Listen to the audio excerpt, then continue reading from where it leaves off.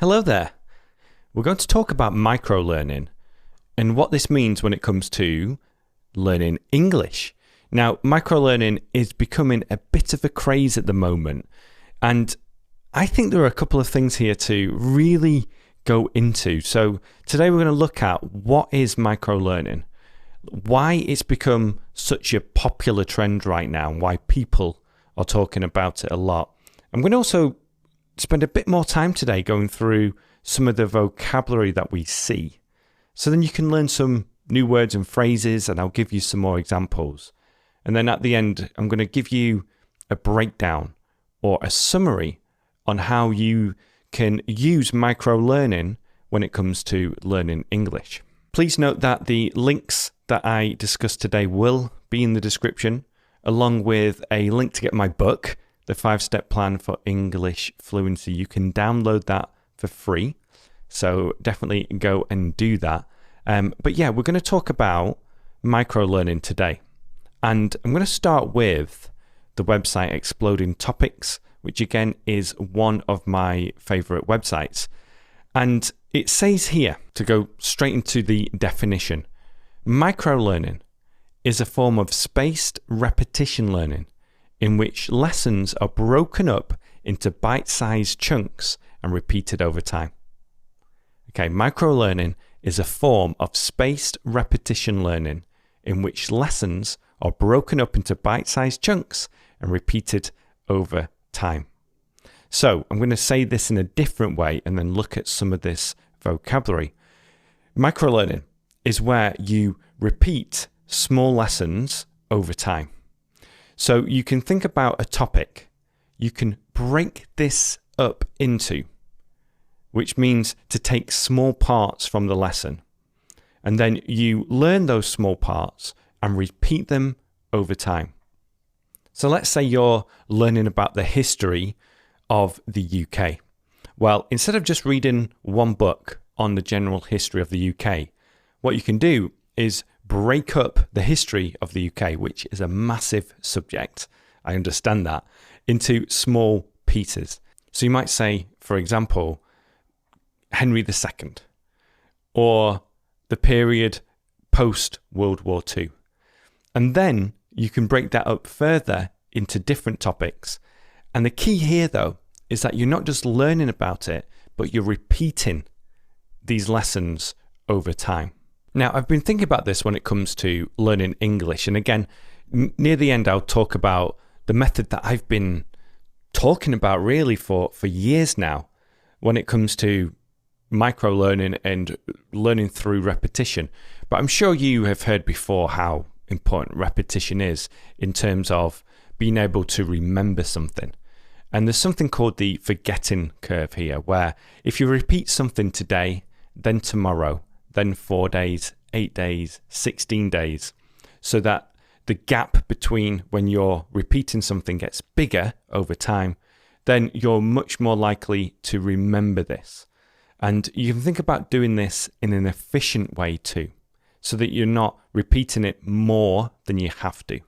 Because when it comes to learning anything, we want to be efficient. We want to be able to remember things without doing more than we need to. But at the same time, we need to understand that repetition is really important.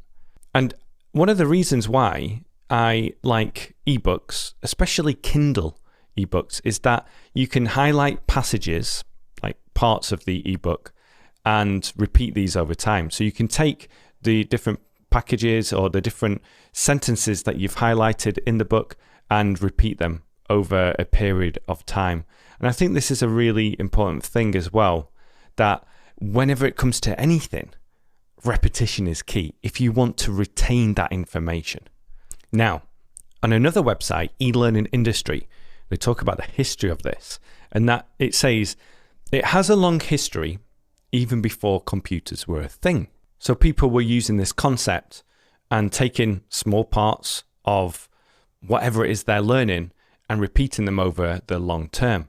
But it says it really took off when it met the modern smartphone. So much so that leading micro-learning platforms feel like a mix of Twitter and Instagram, but educational.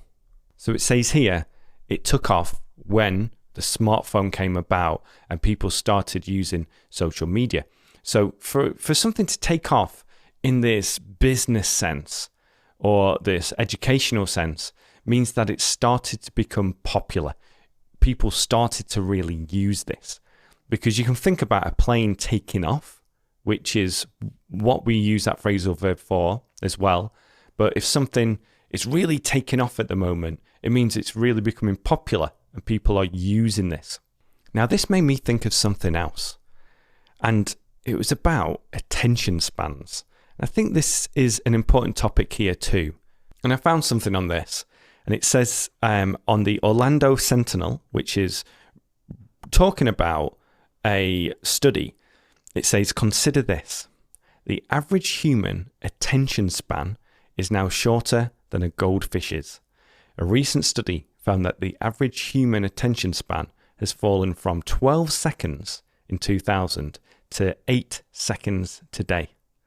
It is reported that goldfish have a 9-second attention span. And your attention span is the amount of time that you can concentrate on a task or on something before becoming distracted, before your attention goes somewhere else. And just think about that for a moment, because I'm sure you have seen this in your life or other people's lives, where you have a conversation these days and it seems like people aren't really paying attention, or it's difficult for them to pay attention for a long period of time. And people have said that maybe social media and our phones have done this for us, because we're always getting notifications, or we're thinking, okay, let's go on Instagram for a moment, or let's go on TikTok. And especially when you think about all the new social media platforms, the videos are getting shorter and shorter and shorter. Where in the past people would go on Facebook or YouTube and watch a video for at least 5 minutes. There were some short videos, but generally speaking, most were 5, 10, 15, 20 minutes. And then now, things like TikTok, it's all about 10 to 15 seconds. And I wonder if that's just going to keep getting shorter and shorter in the future. But we can use this to our advantage, or at least think about using the short videos in a way that's going to be helpful for us. And the e-learning industry website talks about some micro-learning content examples. It says text, which is phrases or short paragraphs, images, videos of the short variety, short audio, snippets, and a snippet is like a small chunk of audio, tests and quizzes, and also games. So you might have heard of bite-sized content, and this is what this is talking about, bite-sized content. And if something is bite-sized, it means it's small in nature. So you can think about this in the literal sense. To take a small bite of something, a bite size, means that you're only taking a small part of your food at once. You're not putting all the food into your mouth. So that's where that comes from, something that's bite-sized. So bite-sized content means a small piece of content. Now, this type of micro-learning, I don't think is perfect for everything, for all subjects, because it might be quite difficult when it comes to complex subjects where you need to know the overall structure. Having said that, you can learn the overall structure, go into the small parts of it, learn those, and then you get a better understanding. So I think it just depends on you, and also maybe sometimes the topic and what you're trying to learn. Now, when it comes to learning English, I've talked about something similar to this over the years, where I've talked about the sentence method, which is where you learn in small chunks, okay? Where you take sentences and you learn those sentences. And I've also talked about repetition as well, where you can take sentences, use spaced repetition software, which is going back to the repetition example I gave before, and then you can internalize these sentences over the long term. Now, you can do this on your own, where let's say you're reading a book, and go back to the Kindle example, or any kind of ebook app that you might use, where you can highlight sentences within a book and then go back to those later and repeat them. And there might be some software that allows you to import these into spaced repetition software as well. So what you're doing is you're getting the general concept of the book, and then you're going deeper into the micro learning and using the repetition method that we've talked about in order to really understand this over the long term. Now, what we're doing here with English, because it's a language, is when we're doing this with sentences, we are internalizing the grammar over the long term. We are understanding and recognizing patterns in a natural way. Because when you think about learning grammar, you can learn the rules and think about it in that sense where, okay, I need to use this, then that, and then that. Whereas I feel, and what I've talked about for years, is a more natural way of learning, and a way where it just feels right to you is where you repeat lots of sentences so that you just pick up these patterns. And to pick up these patterns means that you just internalize them. You naturally learn them. So you're not focusing on the rules. Instead, you're just naturally getting to a stage where the patterns, grammar, feels right to you. Now, let's talk about social media as well, because like I said, a lot of lessons these days on social media are broken down into micro lessons where you have a minute video or 15-second video explaining a phrasal verb or a piece of vocabulary, etc. Now, the big advantage to this is it fits in with this idea of micro learning, because you're taking one concept, you're learning it, and it doesn't feel so overwhelming. And it might fit better with the way that we just engage with content these days. Now, I think there are two things you can do here to really expand this. The first one is to repeat micro lessons. So when you see one of my shorts or Instagram lesson or another teacher's Instagram lesson, you can save that. So on Instagram, there's a feature where you can save it and put it into a category. And then maybe every week you just go back through the lessons, which means you go and repeat the lessons again so that you can implement more of this repetition into it. And then the second thing you can do is try to engage a little bit more with the lesson, where you write your own examples of whatever it is that you're learning. So let's say it's the phrasal verb to break down, because we've talked about that in this lesson. You can write a few sentences on this. Or the phrasal verb take off, you can write a few sentences about that as well, and use Grammarly or any kind of app that allows you to test or checks your grammar so that you know you're writing correctly. Now, I think the downside of this, or one of the downsides, is that it's not so structured, okay? And the context from micro lessons isn't as strong.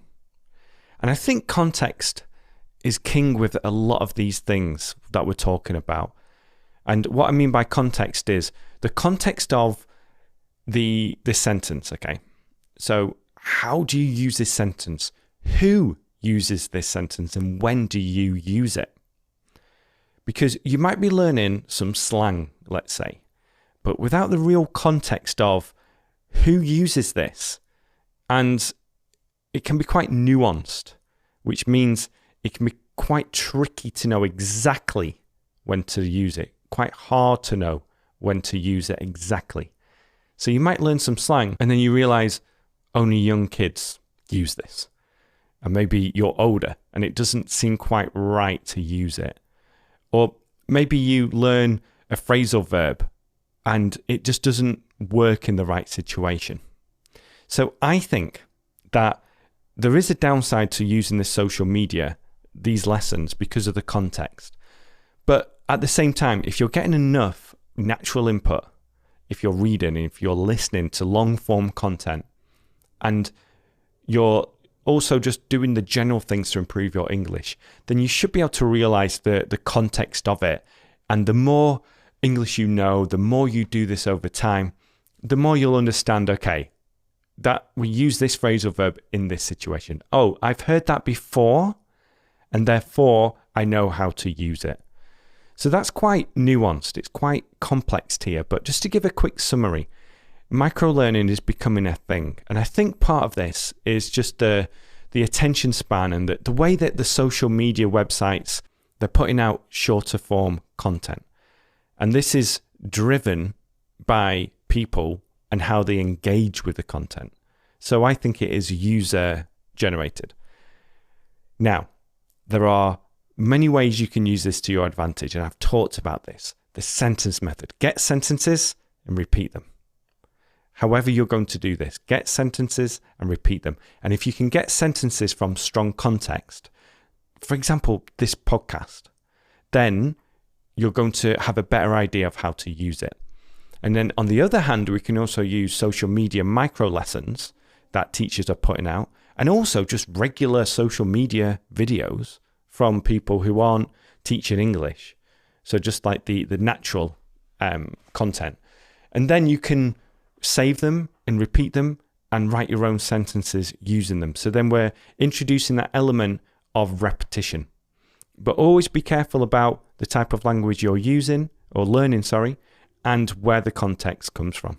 So those are my thoughts on microlearning and what it means for you as an English learner. Now, if you've enjoyed this episode, then you can do two things. Firstly, subscribe to my lessons on whichever platform you're using, whether you're on Spotify, YouTube, or Apple Podcasts, or a different podcast app. Just click that subscribe button so then you don't miss a lesson.